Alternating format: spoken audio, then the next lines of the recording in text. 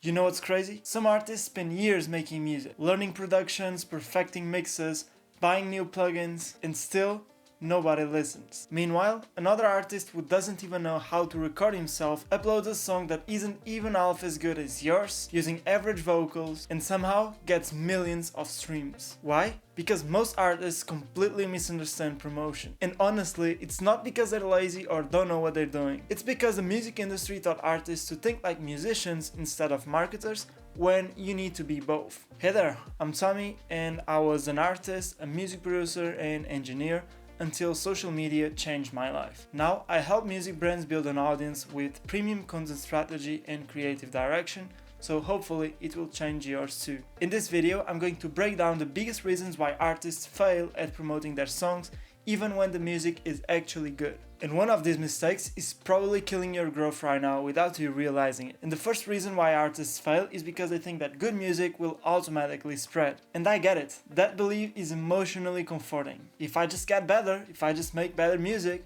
maybe people will eventually listen to me. But unfortunately, that's not how it works anymore. We're living in an algorithm economy. Spotify doesn't care how long you spend mixing your track, Instagram doesn't reward effort, and TikTok doesn't reward talent alone. So what does matter is how you're able to get people's attention. Because that's what the internet is all about. It's not a talent competition, it's fighting for attention. And this is the part music artists hate hearing the most, because a lot of musicians secretly believe that promoting is selling out. But promotion is literally just communication.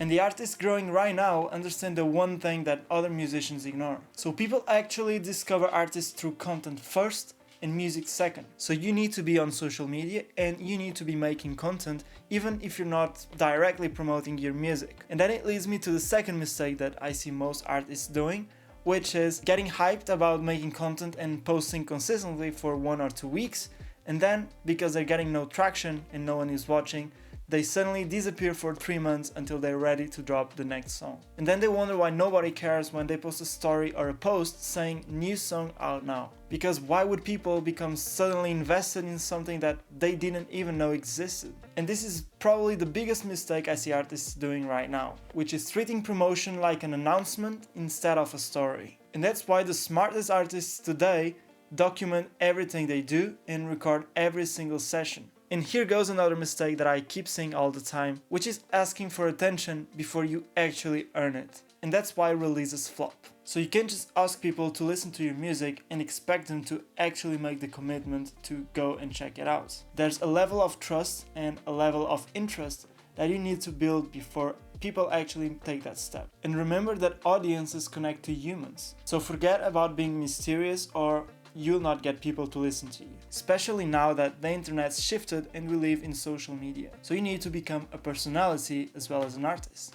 And this doesn't mean you need to be an influencer. It just means that people need to understand that you're a human being that goes through stuff and people can relate to. And this next part changed everything for me when I understood it. People rarely share songs because they're good. They share songs because it says something about them. And that's why identity matters so much. Your content should make fans feel seen, understood, and emotional represented. So if your video is just a plain cover art, a random footage of you driving, maybe a visualizer, then why would people care? Even worse, why should a stranger stop scrolling?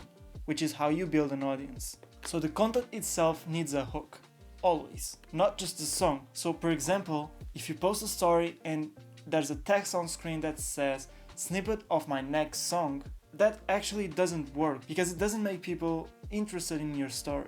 But if you had something like, I made the saddest beat ever after my breakup, then suddenly it just changes the narrative. You're creating the opportunity for the right people to connect with you. So one promotes music and the other promotes an emotion. An emotion is what stops the scroll. And lastly, most artists fail because they expect momentum too fast. So they post consistently for 2 weeks or even 1 month, it doesn't work, and then they suddenly disappear. But audience building is delayed feedback, because sometimes people watch you silently for months before they actually become fans. So you might be much closer than you think to actually build a loyal audience. So the artists winning right now are not always the most talented ones. They're the ones who understand attention, storytelling, emotion, retention, and connection. But that's it for today. Hopefully there's some value for you as an artist, as a talent manager, or as a music creator. Don't forget to subscribe if you're always looking for more tips on how to build an audience and how to grow as an artist. And if you're feeling stuck or don't know what to do, there's a link down in the description which you can use to apply to work with me. So thank you for watching, and I'll see you on the next one.